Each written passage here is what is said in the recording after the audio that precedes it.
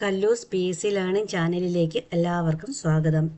നമ്മൾ 5ാം ക്ലാസ്സിലെ social science ഭാഗം 1 ഡിസ്കസ് ചെയ്തുകൊണ്ടിരിക്കുന്നത്. ഇന്ന് ചാപ്റ്റർ 4 വസ്ത്രത്തിൻ്റെ നാൾ വഴികൾ നോക്കാം. ആടിൻ്റെ രോമാവരണവും തത്തയുടെ തൂവലുകളും ആമയുടെ പുറന്തോടും പ്രതികൂല കാലാവസ്ഥയിൽ ഒരു വസ്ത്രം പോലെ സംരക്ഷണം ഒരുക്കുന്നു. ആടിൻ്റെ രോമാവരണവും തത്തയുടെ തൂവലുകളും ആമയുടെ പുറന്തോടും പ്രതികൂല കാലാവസ്ഥയിൽ ഒരു വസ്ത്രം പോലെ സംരക്ഷണം ഒരുക്കുന്നു. വസ്ത്രം നമുക്ക് എങ്ങനെയെല്ലാം പ്രയോജനപ്പെടുന്നു? തണുപ്പിൽ നിന്ന് സംരക്ഷണം, ചൂടിൽ നിന്ന് സംരക്ഷണം, ശരീരത്തിലെ ചൂട് നിലനിർത്തുന്നു, പ്രാണികളിൽ നിന്ന് സംരക്ഷണം. വേട്ടയാടി ജീവിച്ചിരുന്ന കാലത്ത് സ്വന്തം ചുറ്റുപാടുകളിൽ നിന്ന് ലഭിച്ച വസ്തുക്കളായിരുന്നു മനുഷ്യർ വസ്ത്രമാക്കി ഉപയോഗിച്ചിരുന്നത്. പുല്ല്, ഇലകൾ, മരത്തോൽ അഥവാ മരവുരി, മൃഗങ്ങളുടെ തോൽ എന്നിവ ഉപയോഗിച്ച് വസ്ത്രങ്ങൾ ഉണ്ടാക്കി. മൃഗങ്ങളുടെ കൊമ്പ്, എല്ല് എന്നിവ സൂചികളാക്കി വസ്ത്രനിർമ്മാണത്തിനുള്ള ഉപകരണങ്ങളാക്കി. മിനുസപ്പെടുത്തിയ കല്ലുകളെ ആയുധങ്ങളാക്കി ഉപയോഗിച്ചിരുന്ന കാലഘട്ടത്തിൽ വസ്ത്രങ്ങൾ തുന്നുന്നതിന് കൽസൂചി സഹായിച്ചു. മൃഗങ്ങളുടെ തോൽ, രോമം എന്നിവ വൃത്തിയാക്കിയും മയപ്പെടുത്തിയും അവർ വസ്ത്രമാക്കിയിരുന്നു. ആദിമ മനുഷ്യരുടെ കാര്യമാണ് ഈ പറഞ്ഞുകൊണ്ടിരിക്കുന്നത്. വേട്ടയാടി ജീവിച്ചിരുന്ന കാലത്ത് സ്വന്തം ചുറ്റുപാടുകളിൽ നിന്ന് ലഭിച്ച വസ്തുക്കളായിരുന്നു മനുഷ്യർ വസ്ത്രമാക്കി ഉപയോഗിച്ചിരുന്നത്. അത് പുല്ല്, ഇലകൾ, മരത്തോൽ, മൃഗങ്ങളുടെ തോൽ എന്നിവ ഉപയോഗിച്ച് വസ്ത്രങ്ങൾ ഉണ്ടാക്കി. മൃഗങ്ങളുടെ കൊമ്പ്, എല്ല് എന്നിവ സൂചികളാക്കി വസ്ത്രനിർമ്മാണത്തിനുള്ള ഉപകരണങ്ങളാക്കി. മിനുസപ്പെടുത്തിയ കല്ലുകളെ ആയുധങ്ങളാക്കി ഉപയോഗിച്ചിരുന്ന കാലഘട്ടത്തിൽ വസ്ത്രങ്ങൾ തുന്നുന്നതിന് കൽസൂചി സഹായിച്ചു. മൃഗങ്ങളുടെ തോൽ, രോമം എന്നിവ വൃത്തിയാക്കിയും മയപ്പെടുത്തിയും അവർ വസ്ത്രമാക്കിയിരുന്നു. ചുറ്റുപാടുകളിൽ നിന്ന് ശേഖരിച്ച നാരുകളാണ് ആദ്യകാലങ്ങളിൽ വസ്ത്രനിർമ്മാണത്തിനായി ഉപയോഗിച്ചത്. അപ്പോഴും ചുറ്റുപാടുകളിൽ നിന്ന് ശേഖരിച്ച നാരുകളാണ് ആദ്യകാലങ്ങളിൽ വസ്ത്രനിർമ്മാണത്തിനായി ഉപയോഗിച്ചത്. നാരുകൾ കൂട്ടിച്ചേർത്ത് പിരിച്ച് നീളമുള്ള നൂലുകളാക്കി. ഇത്തരത്തിലുള്ള നൂല് ഉപയോഗിച്ച് തുണിയുണ്ടാക്കുന്ന വിദ്യയാണ് നെയ്ത്ത്. നാരുകൾ കൂട്ടിച്ചേർത്ത് പിരിച്ച് നീളമുള്ള നൂലുകളാക്കി. ഇത്തരത്തിലുള്ള നൂല് ഉപയോഗിച്ച് തുണി ഉണ്ടാക്കുന്ന വിദ്യയാണ് നെയ്ത്ത് എന്ന് പറയുന്നത്. സിന്ധു നദീതടത്തിലെ വസ്ത്രം. ഇന്ത്യയുടെ വടക്കു പടിഞ്ഞാറ് ഭാഗത്ത് നിലനിന്നിരുന്ന പ്രാചീന നദീതട സംസ്കാരമാണ് സിന്ധു നദീതട സംസ്കാരം. സിന്ധു ജനത പരുത്തിയും കമ്പിളി വസ്ത്രങ്ങളും നിർമ്മിച്ചിരുന്നതായി ലഭ്യമായ തെളിവുകളുടെ അടിസ്ഥാനത്തിൽ അനുമാനിക്കാവുന്നതാണ്. അവിടെ നിന്ന് ലഭിച്ച കുപ്പായമണിഞ്ഞ പ്രതിമകൾ അവിടുത്തെ ജനതയുടെ വസ്ത്രധാരണ രീതിയെ പ്രതിഫലിപ്പിക്കുന്നു. പരുത്തി ഇവിടെ നിന്ന് മറ്റ് ദേശങ്ങളിലേക്ക് കൊണ്ടുപോയിരുന്നതായി കരുതുന്നു. കാലക്രമേണ തുണി നെയ്തെടുക്കുന്ന വിദ്യ കൂടുതൽ വികാസം പ്രാപിച്ചു. ആദ്യകാലത്ത് പരുത്തിയിൽ നിന്നും ചണത്തിൽ നിന്നും നിർമ്മിച്ച നൂലുപയോഗിച്ച് കൈകൾ കൊണ്ട് മാത്രമാണ് തുണി നിർമ്മിച്ചിരുന്നത്. ആദ്യകാലത്ത് പരുത്തിയിൽ നിന്നും ചണത്തിൽ നിന്നും നിർമ്മിച്ച നൂലുപയോഗിച്ച് കൈകൾ കൊണ്ട് മാത്രമാണ് തുണി നിർമ്മിച്ചിരുന്നത്. മൃഗങ്ങളുടെ തോലിനേക്കാൾ മെച്ചപ്പെട്ടതാണ് നൂൽ കൊണ്ട് നെയ്തെടുത്ത തുണികൾ എന്ന തിരിച്ചറിവ് നെയ്ത്ത് വസ്ത്രങ്ങളുടെ വ്യാപനത്തിന് ഇടയാക്കി. മരം കൊണ്ട് നിർമ്മിച്ച തറികൾ ഉപയോഗിച്ച് തുണി നിർമ്മിക്കുന്ന രീതി പിന്നീട് വികാസം പ്രാപിച്ചു. മനുഷ്യരുടെ വസ്ത്ര ആവശ്യം വർദ്ധിച്ചത് നെയ്ത്ത് ഉപകരണങ്ങളുടെ കണ്ടുപിടുത്തത്തിന് വഴിതെളിയിച്ചു. ഇത് നെയ്ത്ത് വേഗത്തിലാക്കാൻ സഹായിച്ചു. നൂലുപയോഗിച്ച് കൈത്തറിയിൽ നെയ്യുന്ന തുണികളാണ് കൈത്തറി തുണികൾ. മനുഷ്യരുടെ വസ്ത്ര ആവശ്യം വർദ്ധിച്ചത് നെയ്ത്ത് ഉപകരണങ്ങളുടെ കണ്ടുപിടുത്തത്തിന് വഴിതെളിയിച്ചു. ഇത് നെയ്ത്ത് വേഗത്തിലാക്കാൻ സഹായിച്ചു. നൂൽ ഉപയോഗിച്ച് കൈത്തറിയിൽ നെയ്യുന്ന തുണികളാണ് കൈത്തറി തുണികൾ. പരുത്തി. ലോകവ്യാപകമായി വസ്ത്രങ്ങൾ ഉണ്ടാക്കുവാൻ ഉപയോഗിക്കുന്ന വസ്തുവാണ് പരുത്തി. പരുത്തിച്ചെടിയിൽ നിന്ന് ലഭിക്കുന്ന പഞ്ഞി നൂലാക്കിയാണ് വസ്ത്രനിർമ്മാണത്തിന് ഉപയോഗിക്കുന്നത്. പ്രാചീന കാലം മുതൽ ഇന്ത്യയിൽ പരുത്തി കൃഷി ചെയ്തിരുന്നു. ചണം. ചണച്ചെടിയിൽ നിന്നാണ് ചണം ഉൽപ്പാദിപ്പിക്കുന്നത്. ഒരു പ്രകൃതിദത്ത നാരാണ് ചണം.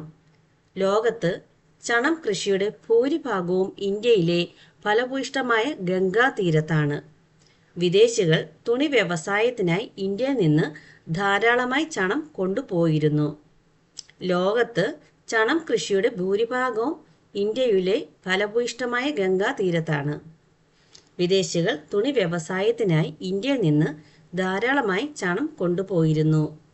നീലം ചെടി. ആദ്യകാലങ്ങളിൽ വസ്ത്രങ്ങൾക്ക് നിറം കൊടുക്കാൻ നീലം ചെടിയിൽ നിന്നുണ്ടാക്കുന്ന ചായം ഉപയോഗിച്ചിരുന്നു. പിന്നീട് നീലത്തിൽ വിവിധ കൂട്ടുകൾ ചേർത്താണ് വ്യത്യസ്തങ്ങളായ വസ്ത്രങ്ങൾ ഉണ്ടാക്കിയിരുന്നത്. നമ്മുടെ നാട്ടിലും നിരവധി കൈത്തറി കേന്ദ്രങ്ങളുണ്ട്. കണ്ണൂർ, തിരുവനന്തപുരം ജില്ലയിലെ ബാലരാമപുരം, തൃശൂർ ജില്ലയിലെ കുത്താമ്പുള്ളി എന്നിവ പ്രധാന കൈത്തറി കേന്ദ്രങ്ങളാണ്. നമ്മുടെ നാട്ടിലുള്ള കൈത്തറി കേന്ദ്രങ്ങളാണ് കണ്ണൂർ, തിരുവനന്തപുരം ജില്ലയിലെ ബാലരാമപുരം, തൃശൂർ ജില്ലയിലെ കുത്താമ്പുള്ളി എന്നിവ. ശാസ്ത്ര പുരോഗതി വസ്ത്രനിർമ്മാണ രംഗത്ത് പുതിയ യന്ത്രങ്ങളുടെ കണ്ടുപിടുത്തത്തിന് കാരണമായി. ശാസ്ത്ര പുരോഗതി വസ്ത്രനിർമ്മാണ രംഗത്ത് പുതിയ യന്ത്രങ്ങളുടെ കണ്ടുപിടുത്തത്തിന് കാരണമായി. Spinning jenny. ജെയിംസ് ഹാർഗ്രീവ്സ് ആണ് സ്പിന്നിംഗ് ജെന്നി കണ്ടുപിടിച്ചത്. സ്പിന്നിംഗ് ജെന്നി കണ്ടുപിടിച്ചത് ജെയിംസ് ഹാർഗ്രീവ്സ് ആണ്. കൈകൊണ്ടുള്ള നൂൽ ഉൽപാദനം അക്കാലത്തെ വസ്ത്രവ്യവസായ ആവശ്യത്തിന് തികയുമായിരുന്നില്ല. സ്പിന്നിംഗ് ജെന്നിയുടെ കണ്ടുപിടുത്തം നൂൽ ഉൽപാദനം വേഗത്തിലാക്കി. ജനസംഖ്യയിലെ വർധനവ് വസ്ത്രത്തിന്റെ ആവശ്യകത വർദ്ധിപ്പിച്ചു. പുതിയ യന്ത്രങ്ങൾ നെയ്ത്തുവിദ്യയുടെ ഭാഗമായി. അവ മനുഷ്യപ്രയത്നം കുറച്ചു. കൈത്തറിയുടെ സ്ഥാനത്ത് യന്ത്രത്തറി വന്നു. യന്ത്രത്തറി. എഡ്മണ്ട് കാർട്ട്റൈറ്റ് ആണ് യന്ത്രത്തറി കണ്ടുപിടിച്ചത്. യന്ത്രത്തറി കണ്ടുപിടിച്ചത് എഡ്മണ്ട് കാർട്ട്റൈറ്റ് ആണ്. വൈദ്യുതിയുടെയോ മറ്റേതെങ്കിലും ഊർജ സ്രോതസ്സിന്റെയോ സഹായത്താലാണ് യന്ത്രത്തറി പ്രവർത്തിപ്പിക്കുന്നത്. കൈത്തറിയേക്കാൾ വളരെ വേഗത്തിൽ കൂടുതൽ തുണി ഉൽപ്പാദിപ്പിക്കുവാൻ യന്ത്രത്തറിക്ക് കഴിയും. യന്ത്രവൽക്കരണത്തിന്റെ ഫലമായി കൂടുതലായി ഉൽപ്പാദിപ്പിച്ച തുണികൾ വിറ്റഴിക്കാൻ കമ്പോളങ്ങൾ തേടി യൂറോപ്യർ ലോകത്തിന്റെ വിവിധ ഭാഗങ്ങളിലേക്ക് സഞ്ചരിച്ചു. കൂട്ടത്തിൽ അവർ ഇന്ത്യയിലും എത്തി. തുണി വ്യവസായത്തിന് ആവശ്യമായ അസംസ്കൃത വസ്തുക്കൾ ഇന്ത്യയിൽ നിന്ന് അവർ യൂറോപ്പിലേക്ക് കൊണ്ടുപോയി. യന്ത്രങ്ങളുടെ സഹായത്തോടെ അവിടെ ഉൽപ്പാദിപ്പിച്ച തുണികൾ ഇന്ത്യയിലെത്തിച്ച് വിറ്റഴിച്ചു. സമൂഹത്തിൽ വന്ന മാറ്റങ്ങളും വസ്ത്രനിർമ്മാണത്തെ കാര്യമായി സ്വാധീനിച്ചു. വസ്ത്രങ്ങളുടെ ആവശ്യകതയിൽ ഉണ്ടായ വർധനവ് കൂടുതൽ നവീനമായ നെയ്ത്തുയന്ത്രങ്ങളുടെ വികാസത്തിന് വഴി തെളിയിച്ചു. യന്ത്രങ്ങളുടെ സഹായത്തോടെ ഉൽപ്പാദനം വർദ്ധിച്ചു. ഗുണമേന്മയുള്ളതും വൈവിധ്യമാർന്നതുമായ വസ്ത്രങ്ങൾ കൂടുതൽ ജനങ്ങളിലേക്ക് എത്തി. വസ്ത്രങ്ങൾക്ക് നിറം നൽകാൻ കൃത്രിമ ചായങ്ങൾ ഉപയോഗിക്കാൻ തുടങ്ങി. യൂറോപ്യർ. ഭൂമിയിലെ 7 വൻകരകളിലൊന്നാണ് യൂറോപ്പ്. ഈ വൻകരയിലുള്ള ജനതയെയാണ് യൂറോപ്യർ എന്ന് വിളിക്കുന്നത്. യൂറോപ്പിൽ നിന്നും കച്ചവടത്തിനായി ഇന്ത്യയിൽ എത്തിയവരാണ് പോർച്ചുഗീസുകാർ, ഡച്ചുകാർ, ഇംഗ്ലീഷുകാർ, ഫ്രഞ്ചുകാർ എന്നിവർ. ഇന്ത്യയെ കോളനിയാക്കി മാറ്റിയ അവർ ഇവിടെ നിന്നുള്ള അസംസ്കൃത വസ്തുക്കൾ അവരുടെ ദേശങ്ങളിലേക്ക് കൊണ്ടുപോയി. ഇക്കൂട്ടത്തിൽ ഏറ്റവും കൂടുതൽ കാലം ഇന്ത്യയെ കോളനിയാക്കി വെച്ചിരുന്നത് ഇംഗ്ലീഷുകാരായിരുന്നു.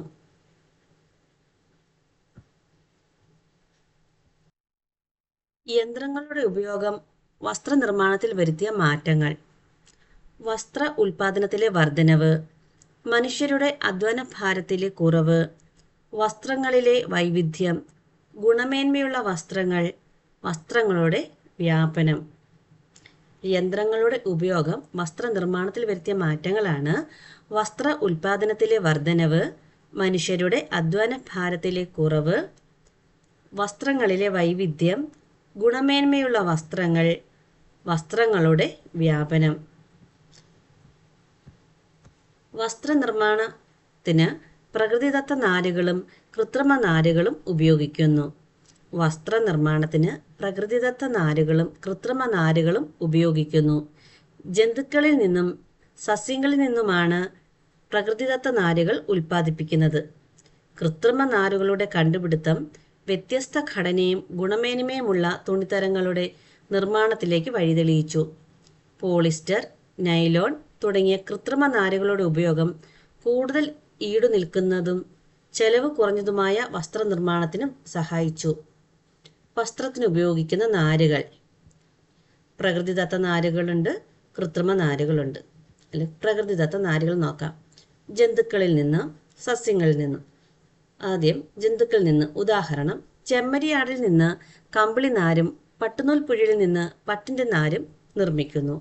സസ്യങ്ങളിൽ നിന്നുമാണെങ്കിൽ പരുത്തി, ചണം ചെടികളിൽ നിന്ന് യഥാക്രമം പരുത്തി നാരും ചണനാരും നിർമ്മിക്കുന്നു.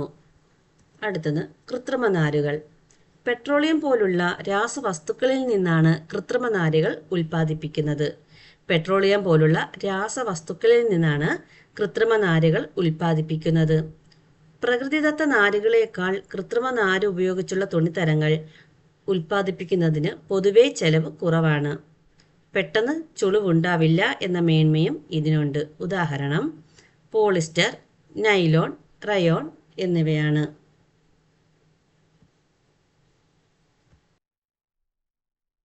ചിത്രത്തിലൊരു വിളംബരമാണ് കാണുന്നത്.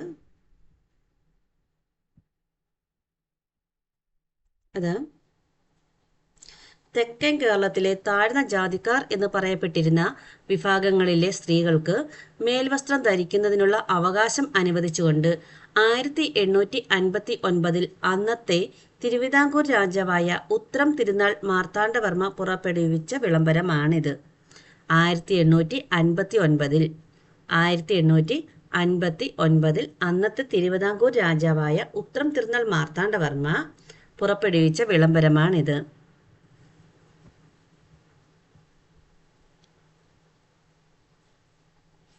അന്ന് നിലനിന്നിരുന്ന ജാതി വ്യവസ്ഥ ചില വിഭാഗം ജനങ്ങളെ ഇഷ്ടപ്പെട്ട വസ്ത്രങ്ങൾ ധരിക്കുന്നതിൽ നിന്നും തടഞ്ഞിരുന്നു എന്നാണ് ഈ വിളംബരം നമ്മോട് പറയുന്നത്.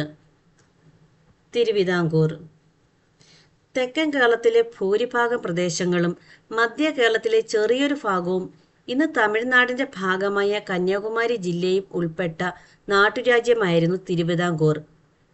തെക്കൻ കേരളത്തിന്റെ ഭൂരിഭാഗം പ്രദേശങ്ങളും മധ്യ കേരളത്തിലെ ചെറിയൊരു ഭാഗവും ഇന്ന് തമിഴ്നാടിന്റെ ഭാഗമായ കന്യാകുമാരി ജില്ലയും ഉൾപ്പെട്ട നാട്ടുരാജ്യമായിരുന്നു തിരുവിതാംകൂർ. 18-ാം നൂറ്റാണ്ടിന്റെ പകുതിയോടെ അനിഴം തിരുനാൾ മാർത്താണ്ഡവർമ്മയുടെ കാലത്താണ് തിരുവിതാംകൂർ നാട്ടുരാജ്യം വിസ്തൃതി പ്രാപിച്ചത്.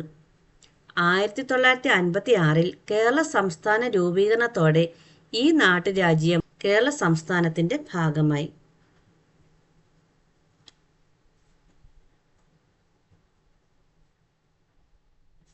മേൽമുണ്ട് സമരം.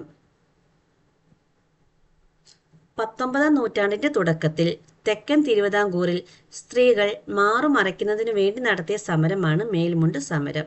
19-ാം നൂറ്റാണ്ടിന്റെ തുടക്കത്തിൽ തെക്കൻ തിരുവിതാംകൂറിൽ സ്ത്രീകൾ മാറുമറയ്ക്കുന്നതിനു വേണ്ടി നടത്തിയ സമരമാണ് മേൽമുണ്ട് സമരം.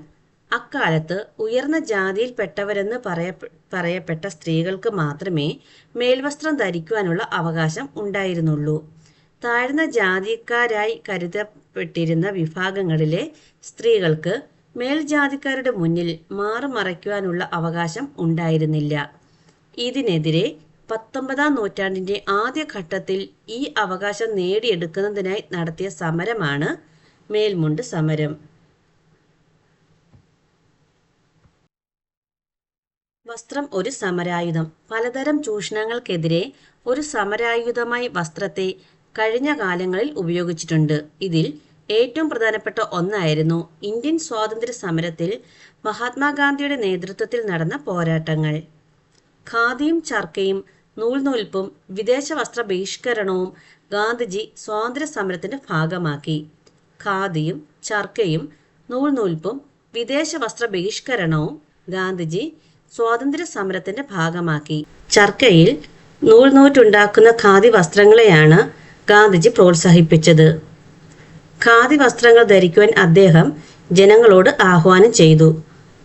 ഇത്തരത്തിൽ സ്വദേശി വസ്ത്രങ്ങൾ നിർമ്മിച്ച് ഉപയോഗിച്ചുകൊണ്ട് വിദേശ വസ്ത്രങ്ങൾ ബഹിഷ്കരിക്കാനാണ് ഗാന്ധിജി ആവശ്യപ്പെട്ടത്. വസ്ത്രത്തെയും വസ്ത്രധാരണത്തെയും സമരായുധമാക്കിക്കൊണ്ട് അദ്ദേഹം സ്വാതന്ത്ര്യ സമരം ഒരു ബഹുജന പ്രക്ഷോഭമാക്കി മാറ്റി. ഇന്ത്യൻ സ്വാതന്ത്ര്യ സമരത്തിൽ സ്വദേശി പ്രസ്ഥാനത്തിന്റെ പ്രതീകമായി ചർക്ക മാറി. ഖാദി വസ്ത്രം ധരിക്കലും ഖാദി തൊപ്പി അണിയലും ദേശാഭിമാനത്തിന്റെ അടയാളമായി. സ്വദേശി പ്രസ്ഥാനം ഇന്ത്യൻ സ്വാതന്ത്ര്യ സമരത്തിന്റെ ഭാഗമായി 1905 ഓഗസ്റ്റ് 7 സ്വദേശി പ്രസ്ഥാനം ആരംഭിച്ചത്. 1905 ഓഗസ്റ്റ് 7 സ്വദേശി പ്രസ്ഥാനം ആരംഭിച്ചത്. ബ്രിട്ടീഷ് നിർമ്മിത വസ്തുക്കൾ ഉപേക്ഷിക്കുകയും ഇന്ത്യൻ നിർമ്മിത വസ്തുക്കളുടെ ഉൽപാദനവും ഉപയോഗവും പ്രോത്സാഹിപ്പിക്കുകയും ചെയ്യുക എന്നതായിരുന്നു ഇതിന്റെ ലക്ഷ്യം. ഇതിന്റെ ലക്ഷ്യം എന്ന് പറയുന്നത് ബ്രിട്ടീഷ് നിർമ്മിത വസ്തുക്കൾ ഉപേക്ഷിക്കുകയും ഇന്ത്യൻ നിർമ്മിത വസ്തുക്കളുടെ ഉൽപാദനവും ഉപയോഗവും പ്രോത്സാഹിപ്പിക്കുകയും ചെയ്യുക എന്നതായിരുന്നു. സ്വദേശി പ്രസ്ഥാനം ആരംഭിച്ച ഓഗസ്റ്റ് 7 ദേശീയ കൈത്തറി ദിനമായി 2015 മുതൽ ഇന്ത്യയിൽ ആചരിച്ചു വരുന്നു. സ്വദേശി പ്രസ്ഥാനം ആരംഭിച്ച ഓഗസ്റ്റ് 7 ദേശീയ കൈത്തറി ദിനമായി 2015 മുതൽ ഇന്ത്യയിൽ ആചരിച്ചു വരുന്നു. ഖാദി പ്രസ്ഥാനം 1918 ഗാന്ധിജിയുടെ നേതൃത്വത്തിൽ ഇന്ത്യയിൽ ആരംഭിച്ച പ്രസ്ഥാനമാണ് ഖാദി പ്രസ്ഥാനം. 1918 ഗാന്ധിജിയുടെ നേതൃത്വത്തിൽ ഇന്ത്യയിൽ ആരംഭിച്ച പ്രസ്ഥാനമാണ് ഖാദി പ്രസ്ഥാനം. ഇന്ത്യൻ സ്വാതന്ത്ര്യ സമര ചരിത്രത്തിൽ ഖാദിക്ക് സവിശേഷമായ സ്ഥാനമുണ്ട്. ഖാദി പ്രസ്ഥാനം ശക്തമായതോടെ ഇന്ത്യൻ ഗ്രാമങ്ങളിൽ നിന്ന് ചർക്കയുടെ ശബ്ദം ഉയർന്നു. ഖാദി വസ്ത്രത്തിന്റെ പ്രചാരണം ഇന്ത്യയിലെമ്പാടും വ്യാപകമായി. ഇതോടെ 4ാമത്തെ ചാപ്റ്ററും ഇവിടെ അവസാനിച്ചിരിക്കുന്നു. നമുക്ക് അടുത്ത ക്ലാസ്സിൽ അടുത്ത ചാപ്റ്റർ ഡിസ്കസ് ചെയ്യാം. Thank you.